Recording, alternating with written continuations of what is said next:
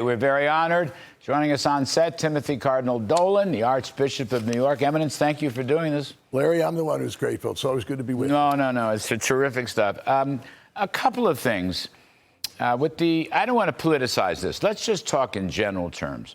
One of the issues facing this country, you talk about this all the time, you write about this, the need for religious freedom. Thank you. Let's start there. Let's start there. And you bet we need to talk about it. We can never take these rights for granted, all right? Our founders put freedom of religion in the first of the 10 amendments to the Bill of Rights, okay? Because they knew that was essential to a vibrant democracy. So we can never take that for granted. I say that, Larry Kudlow, not just as a believer, not just as a religious leader. I say that as an American. I mean, what makes this nation great is the vitality of religion, the freedom of religion, and that religion has a cherished place in the public square. Unfortunately, there's some movements on that would want to deter that would want to diminish that, and we can't let that happen. That's a freedom that deserves strong defense and constant vigilance. And let's keep it front and center. And that kind of bridges to the second one, Eminence, and that's the issue of school choice and funding. So parents can get tax credits and take them, in some cases, federal tax credits, to the school of their choice. But there are people that don't want the school of their choice to be a private school or a religious school. That strikes me as a very bad idea. I'm glad, and you would be surprised that I agree with you wholeheartedly. Good news, though. 32 of our 50 states now have some type of parental choice in education, and we got to keep expanding that. Actually, it's kind of tied to your first topic, Larry, religious freedom. Yep. Why? Because we're talking about parental rights. The Supreme Court itself, way back in the 1920s, said the child is not the creature of the state. Okay, it's the parents who are the primary educators.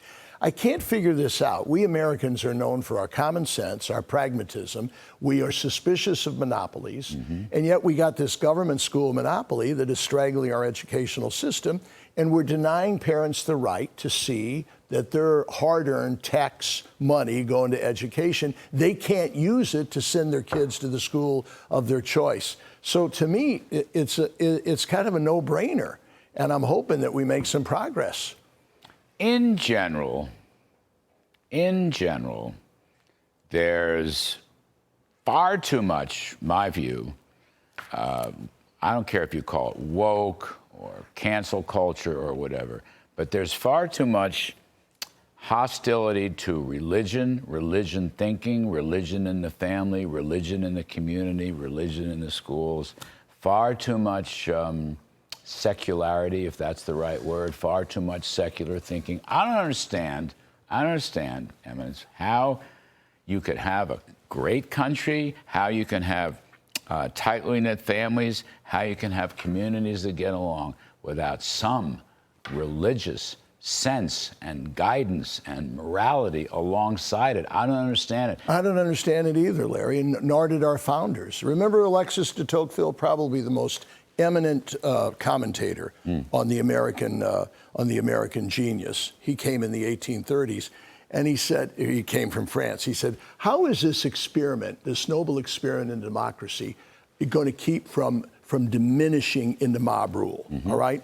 And he said, I'll tell you, in the United States, what's going to keep that from happening is the role of religion. Because Americans cherish religion, they have freedom of religion, they take religion seriously. They know that even though religion is personal, it's never private, you bring your values into the public square and therefore spice up democracy. And if you don't have that, you don't have kind of a moral guardrail on some of the baser emotions. So I do worry as an American, and I'm afraid you're right. I don't think you're being an alarmist here. I detect a scary growing animosity to religion. Neutrality to religion, hallelujah, no problem there, nor should any religion ever be favored or given a special privilege, certainly not government establishment. But religion has always had a role of kind of respect and welcome at the table of American democracy. And there are some now, a growing number, I'm afraid, who said, you know, religion's fine for those weak, superstitious, irrational people that depend on it. Oh, I hate that. But if you want it, keep it to an hour on the Sabbath, but don't bring your religious values to your life. God gives us guidance. Whoever your God is, God gives us guidance. God gives us moral clarity. You know, Emmett, God changed my life. I know that. I've heard you 30 years eloquently ago. talk He about rescued that. me. Yes. He rescued me about that. Yeah. And I am, of course, ever grateful. And that's the kind of woke we need. That in the American history, we used to call them the awakenings, the great religious awakenings. That's Remember, there's been a number of them in American history where the people rediscovered their religious roots. They turned to the light above instead of all these false signals all around them. And that's when America is vibrant. Terrific stuff. So you're here to help us open up the Christmas So I hear. season. You better have some eggnog. All right.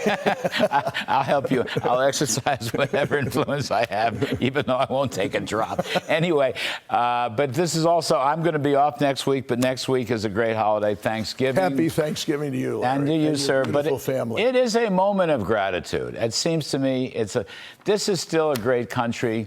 And I think it will only get greater. But I know you preach about gratitude all the time. I thought you'd give us a word on it. Gratitude, St. Augustine says, is the beginning of all virtue. Okay?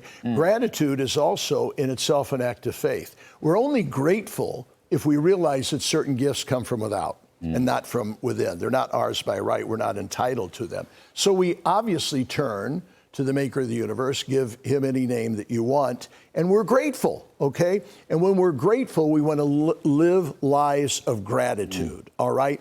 Meaning responsible, virtuous, diligent. And that, again, Thanksgiving is religious at its root. And I often think, is there another country in the world where the entire country takes a day and bows its head and thanks Almighty God for the blessings that we got? I don't know of any other ones. We sure do it on steroids here in the United States, and I'm glad we do, because we need to thank God. Thank you, Eminence. Thank you, Larry. Good to be with you. Happy Thanksgiving. Yes, sir. See you outside, I guess, too. huh? Yes. You coming out? Either out or in. We're not Okay. quite sure yet. Timothy Cardinal Dolan, we appreciate it so Good to much be for with your you. wisdom. All right, folks, on a related note, please don't miss Martin Scorsese's faith docuseries, The Saints, streaming now exclusively on Fox Nation. I don't know. I haven't seen it yet.